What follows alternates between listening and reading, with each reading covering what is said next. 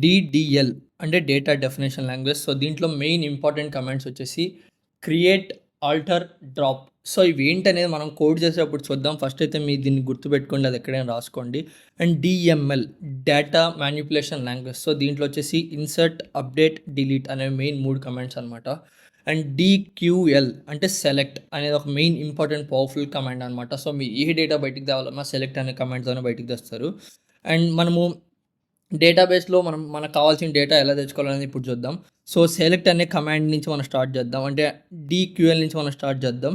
So, డీక్యూఎల్ అంటే select command కదా! So, select మనకి ఏం కావాలో ఇస్తాం. ఫ్రమ్ టేబుల్ కింద రాసాను చూడండి.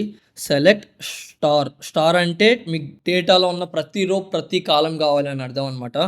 ఫ్రమ్ మనకి ఏ టేబుల్ కావాలనేది ఇక్కడ టేబుల్ నేమ్ ఇవ్వాలి. సో, ఇక్కడ చూస్తే నేను సైడ్ రాసాను. Star gives all columns of the table. అన్ని కాలమ్స్, అన్ని రోస్‌ని మనకు టేబుల్‌లో ఉన్నది ఇస్తది. ఎస్‌క్యూఎల్‌లో కమెంట్స్ ఎలా రాయాలంటే డబుల్ డాషెస్ ఇస్తే సింగిల్ లైన్ కమెంట్ రాసుకోవచ్చు. స్టార్ ఇచ్చి మీరు ఎన్ని లైన్స్ అయినా కమెంట్ రాసుకొని దాని తర్వాత మళ్ళీ స్లాష్ ఇస్తే కమెంట్ క్లోజ్ అయిపోద్ది. అది మల్టీ లైన్ కమెంట్ కోసం అనమాట.